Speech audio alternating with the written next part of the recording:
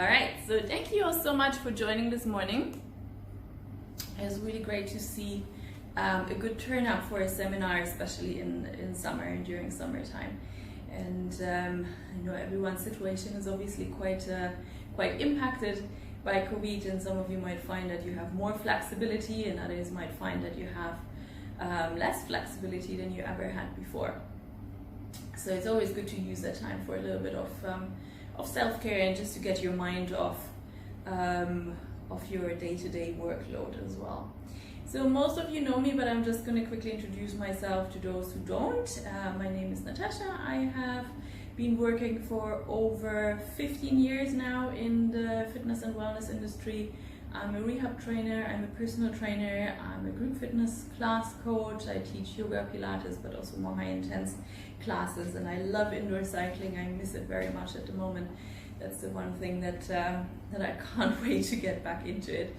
I'm also a certified life coach. I do corporate wellness, and I also do research in sports and exercise science.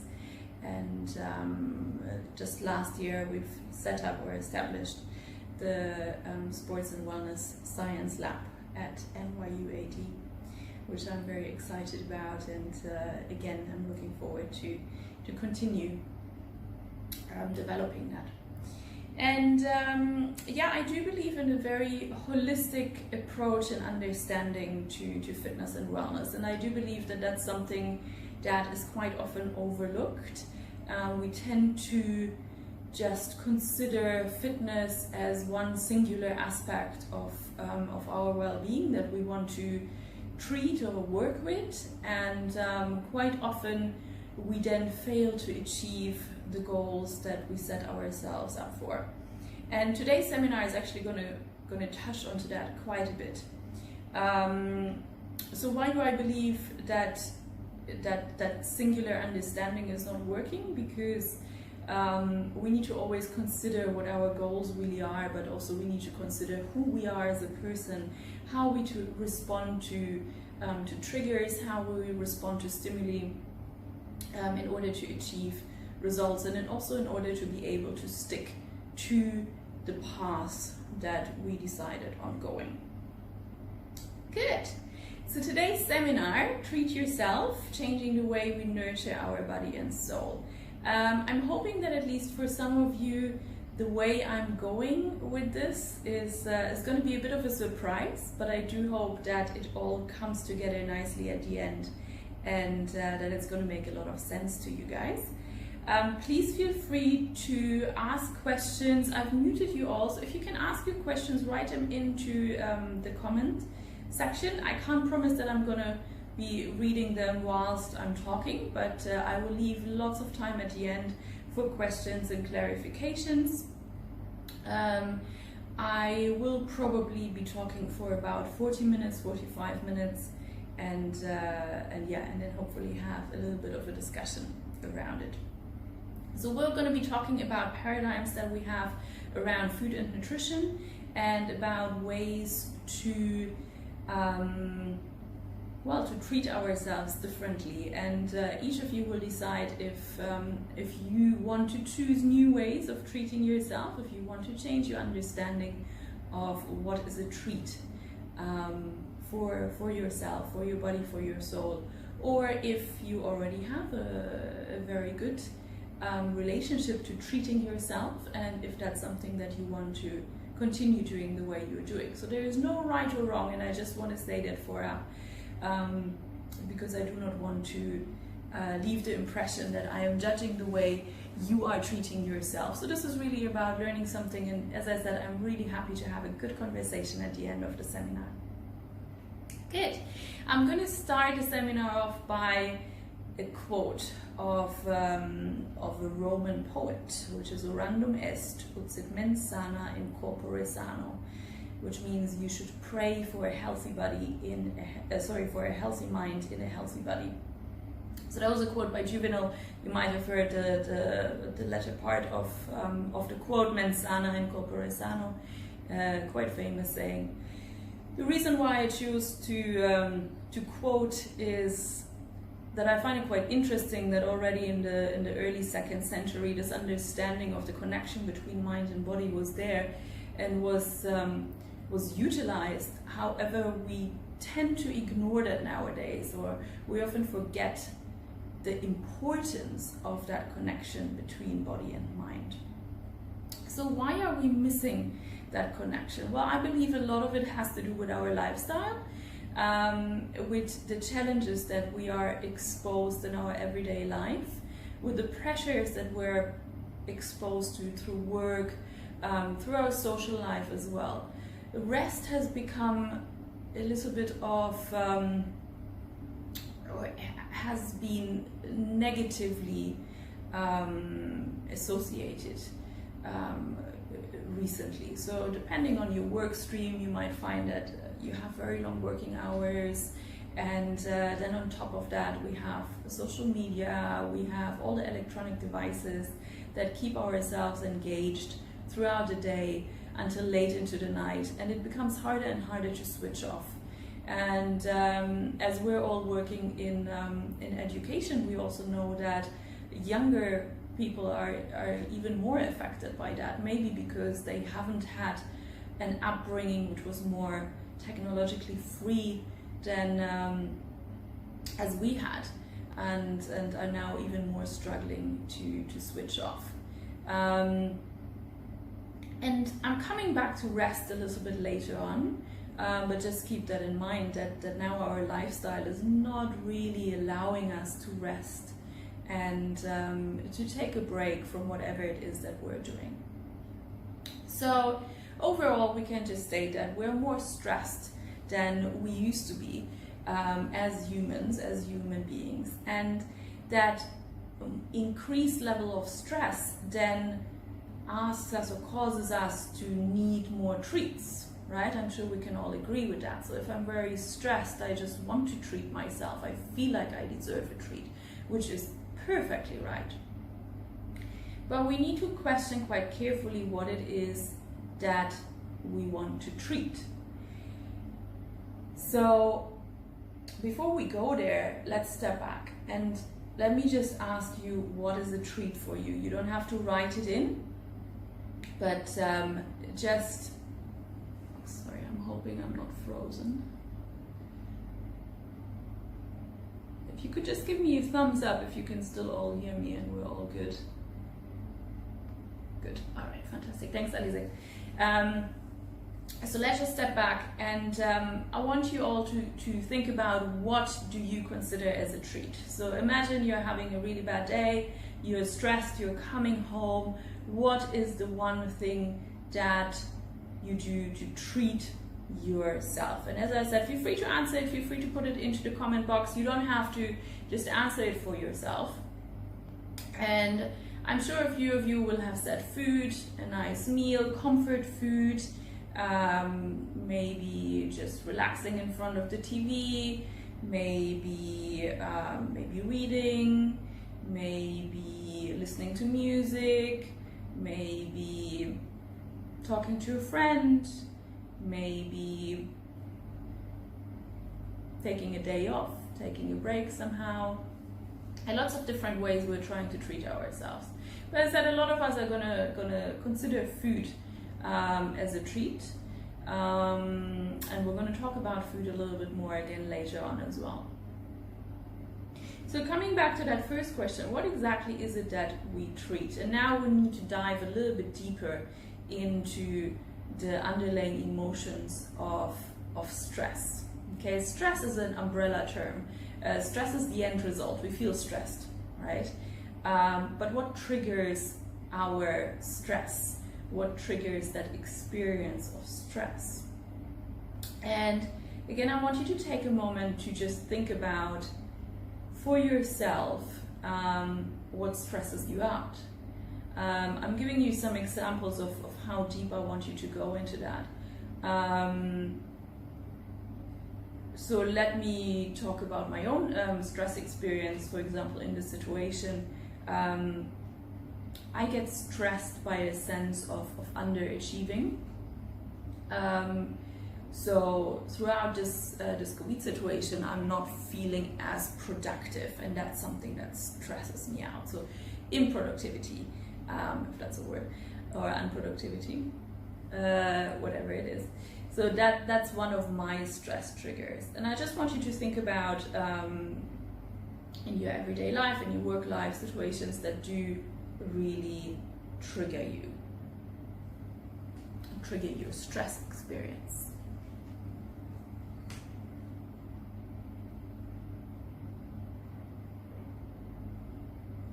Feel free to write them down as well. So if you have something to write or take some notes, because this is quite important to become aware of. So what makes you feel stressed?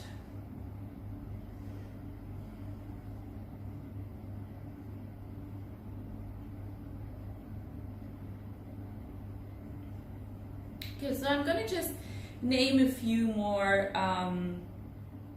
feelings, emotions that come up quite often when talking about stress. So lack of time, overall pressure, time pressure, loneliness, sadness, feeling of depression, anxiety, tiredness.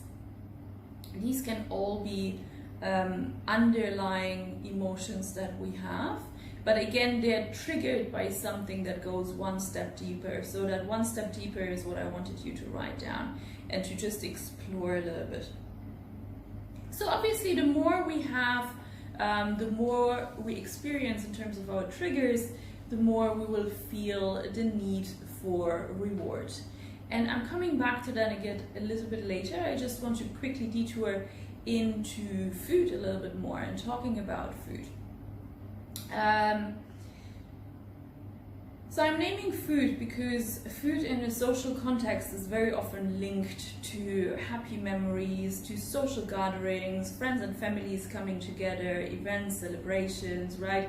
And I know especially at NYU from me working in workplace wellness, or obviously also in the fitness center, one of the things that we hear a lot is that there is so much food around and it becomes so hard and so difficult to step away from food because it's always there. In the different offices, depending on where you work, you might feel the same way.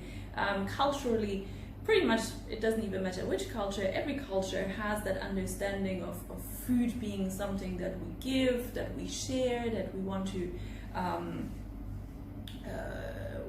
to have as a part of celebrations again. So which means that we always have really happy memories with food, right? Because if every family celebration or every celebration that we have has food in it, then that's linked to the emotion of happiness.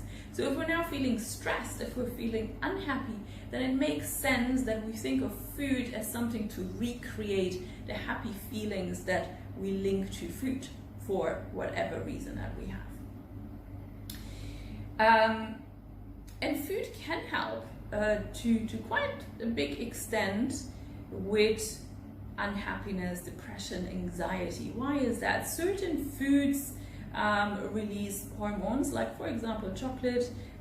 We all know that chocolate releases some happy hormones, and whilst that is a fast and fading fix, it is certainly a fix and it does certainly work. And also there is a lot of comfort in habit and in rituals.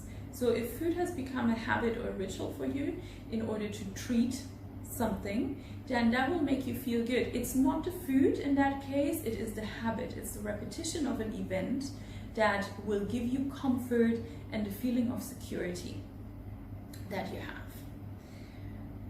But now I'm coming back to what I had you write down before, the underlying emotions.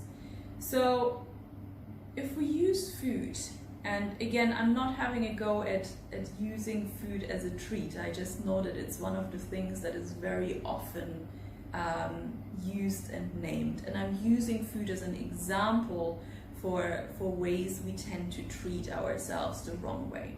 So if we're using food, we're using a physiological solution for a psychological problem. And by doing so, we're potentially causing physiological damage. because we're overeating, or we're eating something that's potentially not healthy and good for us. So coming back to my quote from earlier, mens sana in corpore sano. If in order to treat a psychological problem, my mind, I am using or I am causing physiological damage, then that whole equation of the healthy mind and the healthy body is completely offset. And it probably was offset before, but every time I'm experiencing stress, I'm going through that cycle, I'm making it worse. And even so I'm temporarily treating, or I'm feeling that I'm treating myself, it will just long-term backfire and not benefit you. And our mental well-being is overall negatively impacted. So I hope this is making sense so far. Please feel free to add some comments now if you like. You can write them to me personally. I'm just taking a super quick break in case anything didn't make sense of my explanation so far. Or feel free to give me a little thumbs up if you want me to proceed at this point. Okay. All right, so we're moving on. Good. So, yes, Lisa.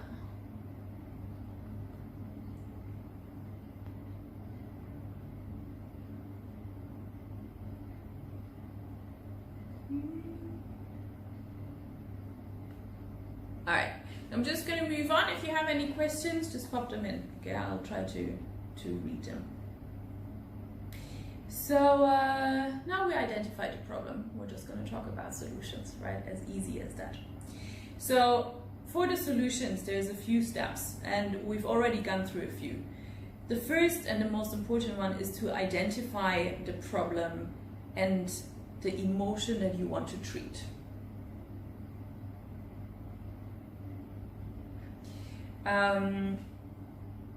So again, if I'm coming back to my examples that I gave earlier, if I talk about loneliness, okay, so my underlying emotion, my underlying stressor is loneliness.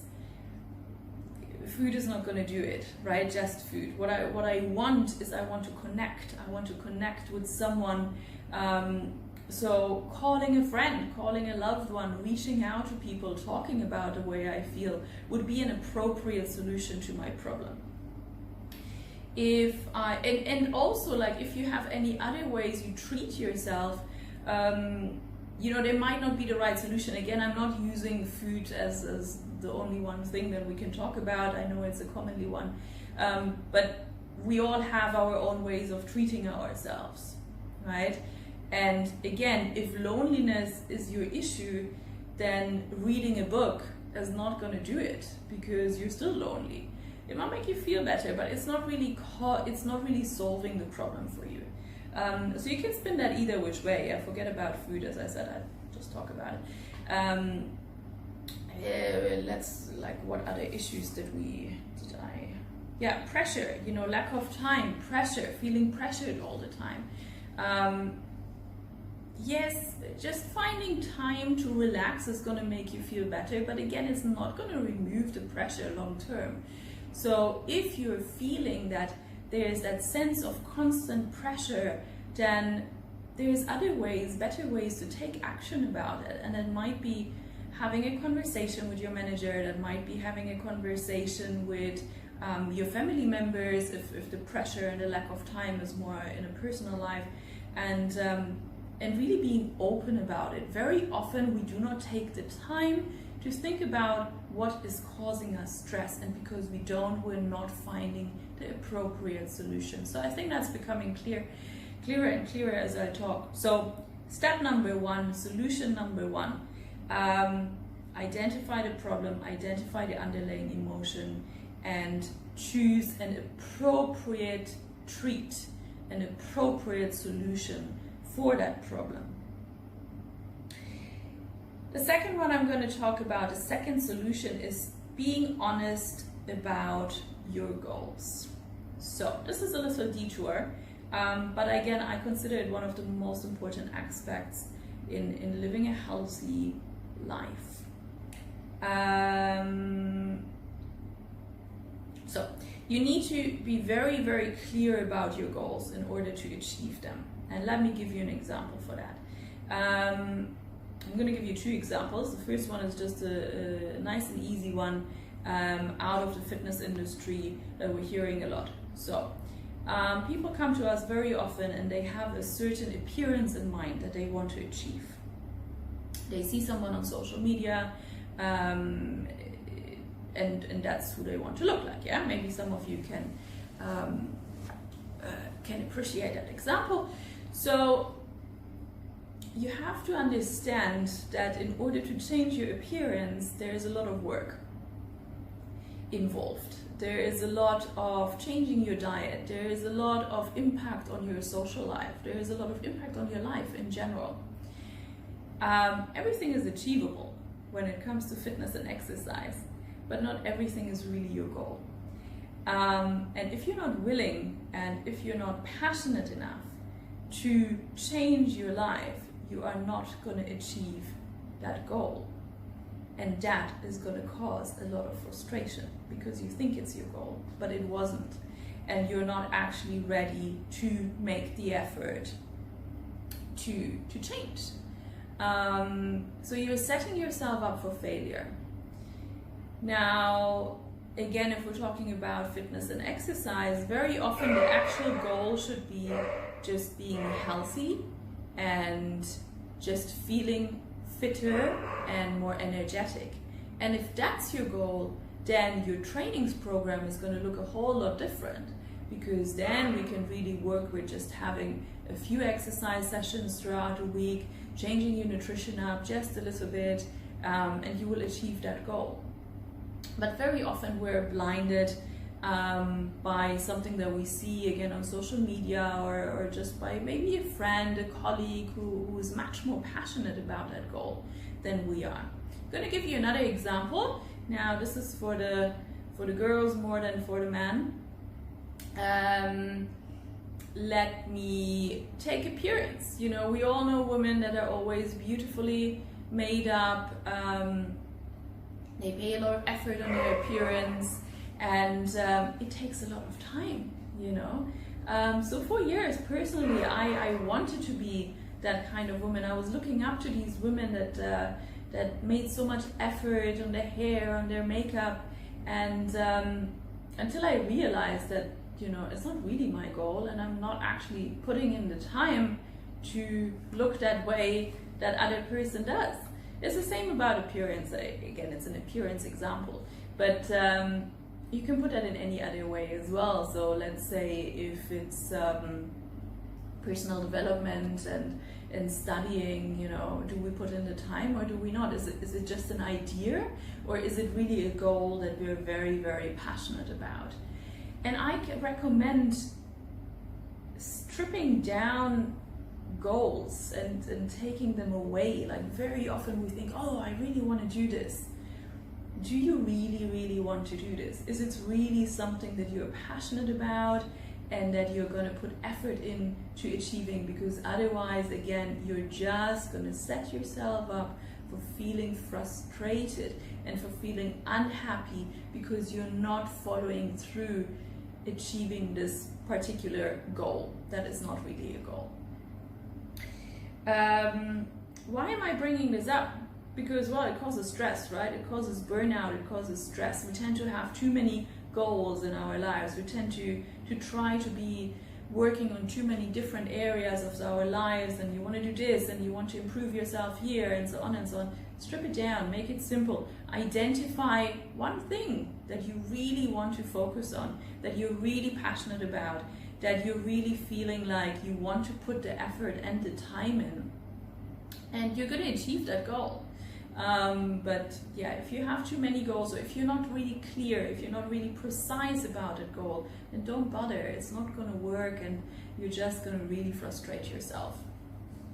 So that was solution number 2. Solution number 3, and I think that's the most important one, is be your own best friend. Accept yourself. Accept yourself for the person that you are, and with the goals that comes in quite handy is like, not everything is my goal. You know, I had to accept that I'm not going to look like a beauty pageant every single day because, or never really, because I don't want to put the effort in. I'm too lazy to do that. And now I'm accepting that about myself. I'm also accepting that even working in the fitness and wellness industry, I am not someone who spends all their time in the gym and works out 24/7, because I don't see the point in doing that. I appreciate that lots of people are, and they achieve much different goals.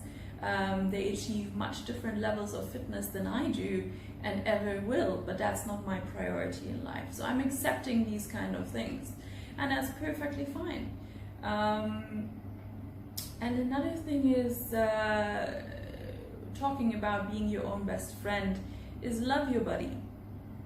And it's such a cliche to say that, we hear that all the time, but if you truly, truly love yourself, and if you truly, truly love your body, you want to treat and nurture your body in a healthy way.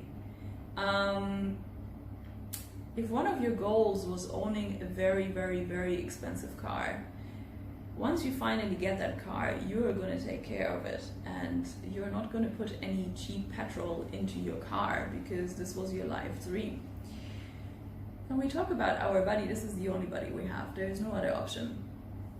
You didn't have to pay, you didn't have to do anything, you have your body now, but treating it and taking care of it the right way, in a healthy way, is an obligation that you have if you want to remain mentally and physically healthy and fit.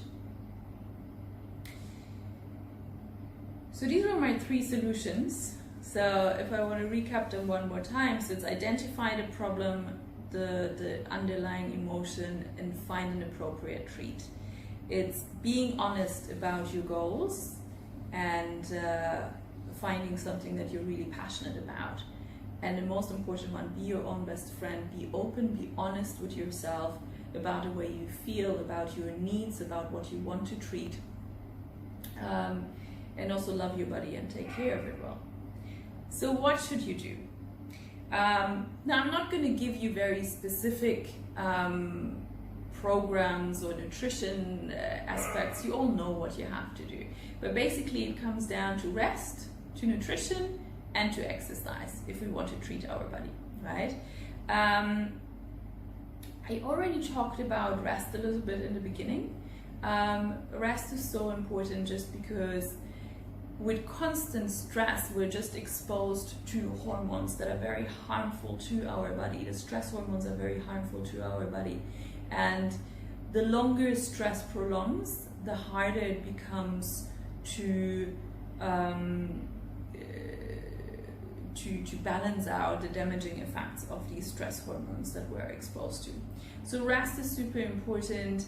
And again, I'm using exercise as an example because it becomes quite apparent. So in exercise, we do know that we need rest, and that's intuitive to most people. After you had a hard workout, you want to rest, right? We don't really consider that enough for our mind, for our brain as well.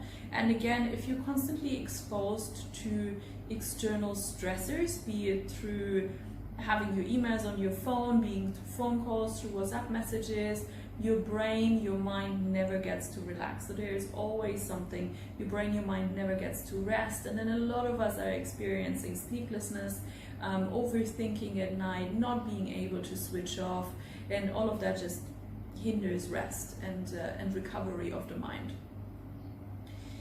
So finding something that works for you in order to achieve rest for your body and for your mind is important.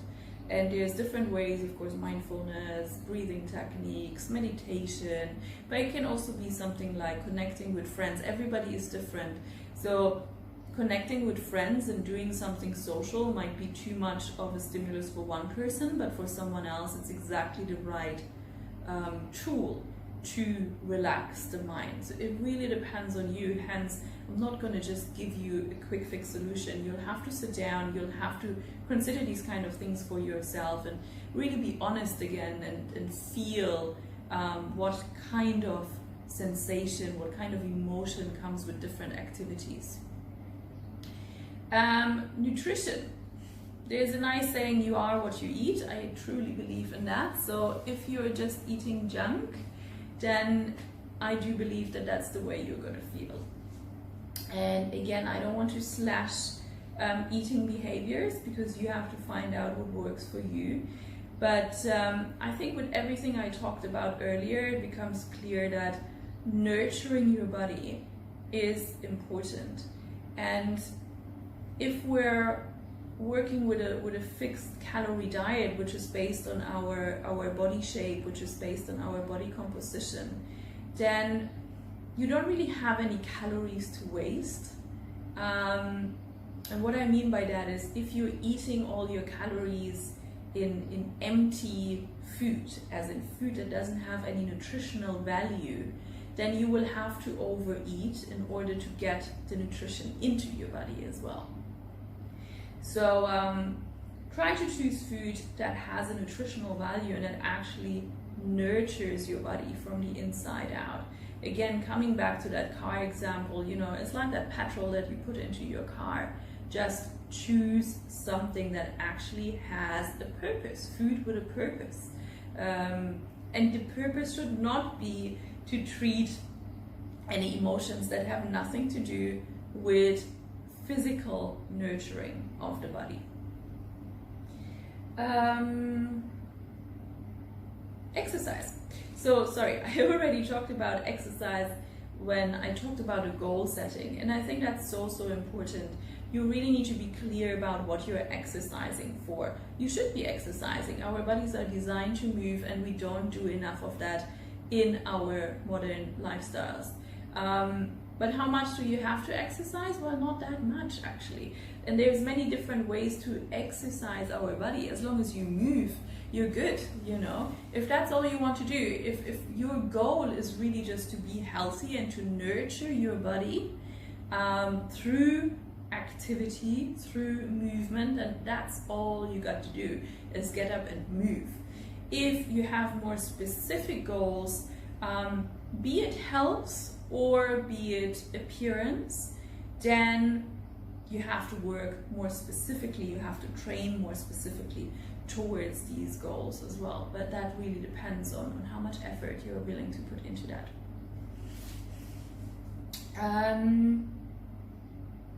Yeah, I think that was it. That was my summary. How long did I talk? Just under 40 minutes. Okay, not too bad. So I'm just going to summarize one more time, and then I'm hoping for some questions. I've already seen some nice comments. Sorry, I have all my notes and I didn't read them. Just see if I forgot anything. Oh yeah, sorry, I just want to come back to nutrition. We're talking about having food with a purpose, and I know very often I then get questions about diets later on. So before you get there, I do consider diets, and now when I say, so the word diet really just means the way you eat, okay? But now when I use diet moving forward, we're talking about dieting in the way we understand it, in the more commonly used way. Yeah, so having a specific way of eating and not just your own personal diet. So diets are advanced tools, and that's important to understand as well. And it comes back to goal setting as well. If you have a very specific goal that you want to achieve with your diet, then you might look into more advanced dieting methods. And when I say more advanced dieting methods, I talk about, you know, everything that's flying around in social media: keto, intermittent fasting, low carb, high protein, Atkins, all of these, yeah, everything that has a name, the cucumber diet, cabbage, whatever. You get my point. They're advanced tools.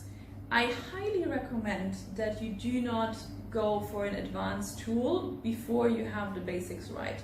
And the basics in nutrition is finding a way of eating that sustains your body, that nurtures your body and soul, and that is that you're able to maintain over a prolonged period of time, and that you have successfully maintained for a long period of time. If you don't have that down, if you haven't mastered that basic diet that works for you, I would not recommend that you go into advanced tools. And again, I'm going to use exercise as an example because it will make intuitive sense to you. If you've never exercised before, you're not going to go and run a marathon, right? Like, you just wouldn't do that. It's the same with nutrition. If you have never managed the basic nutrition, you shouldn't go into advanced techniques. Yeah, that's one thing that I forgot to talk about. Good. So, to my summary. What did we talk about today? So we talked about the importance of, or the correlation between a healthy mind and a healthy body, and the importance of having both. We talked about stress and how it impacts our life now more than ever before. We talked about the need for treating ourselves because we have that increased level of stress. And then we went into identifying the actual causes for stress, identifying the underlying emotions, and then quickly thinking about what would be an appropriate treat for that problem. And again, that's something, please feel free to spend a little bit more time on and to dive into a little bit deeper for yourself, and really finding what works for you there. I talked a little bit about food in a social context and how it is very often used and understood, and also why it makes sense to treat sadness with food due to the hormones that are being released, but how it is just a short fix and not a long-term fix to that issue, because I mentioned we're using a physiological solution for a psychological problem, and therefore causing physiological damage, which then sets off our equation of wanting a healthy mind and a healthy body. And then we went into the solution part, again identifying the problem, second being honest about our goals and what we really want in life, and also being our own best friend, accepting ourselves, loving our body, and then talking a little bit about rest, nutrition, and exercise as ways to treat and to nurture our body the right way.